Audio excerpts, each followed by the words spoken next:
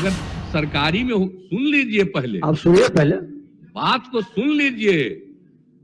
जब यहां पर जो भी कंपटीशन होता है, चाहे मेडिकल कॉलेज हो या प्राइवेट मेडिकल कॉलेज हो, सब जगह के लिए उसी से एडमिशन होता है।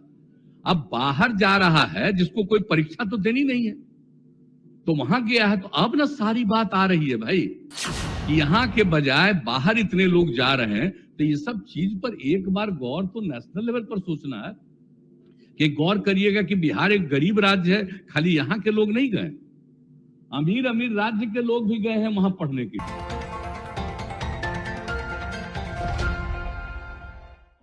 इतने बच्चे बिहार के महोदय इतने बच्चे बिहार के यूक्रेन से माननीय मुख्यमंत्री जी के प्रयास से, आदरणीय प्रधानमंत्री जी के प्रयास से बिहार वापस लौटे हैं। मनोज मंजिल जी किसी दिन एगो फूल लेके नहीं गए किसी लड़का का स्वागत करने के लिए, यहाँ भाषण दे रहे हैं।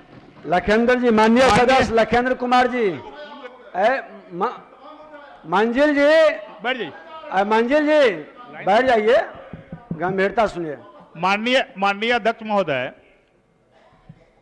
मैं धन्यवाद देता हूं देश के प्रधानमंत्री जी को, माननीय बिहार के मुख्यमंत्री जी को, जो यूक्रेन में फंसे हुए बिहार और देश के बच्चे को सुरक्षित उनके घर तक पहुंचाएं। हमारे वैशाली जिला में 5 बच्चे उसी से जुड़ा हुआ है, उसी से जुड़ा हुआ है माननीय अध्यक्ष महोदय, उसी से जुड़ा हुआ है। वैशाली भूमिका में समय बर्बाद मत करिए। 5 बच्चे यूक्रेन से आए हैं। हमने परिवार के लोगों से मिला और परिवार के लोगों से मिलने के बाद में मैक्सिमम विद्यार्थी मेडिकल के छात्र थे।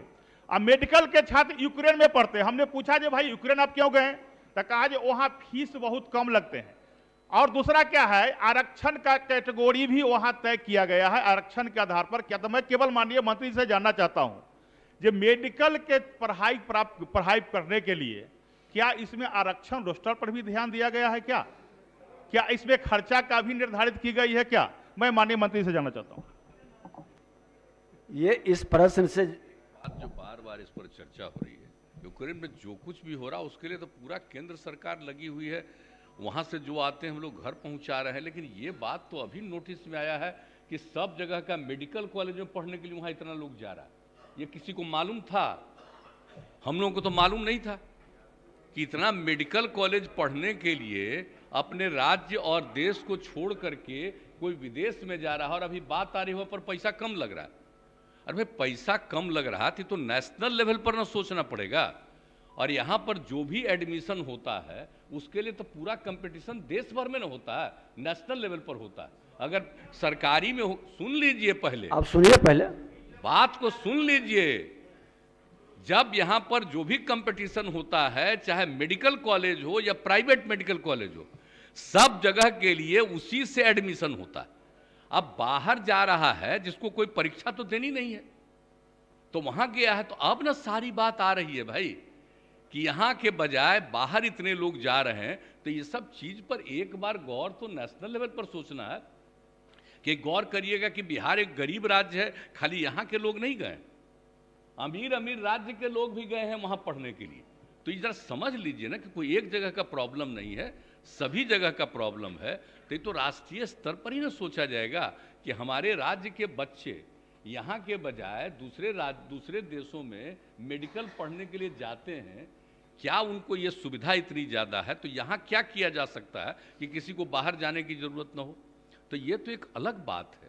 लेकिन ये बात जो आप कह रहे हैं ना, ये तो हम लोगों को भी पहली बार जानने को मिला कि साहब इतना लोग चला जा रहा है बाहर पढ़ने के लिए, जबकि बिहार देश में भी है और यहाँ पर भी सरकारी भी प्राइवेट भी सब बात कर रहे हैं, हम लोग तो कोशिश कर ही रहे हैं।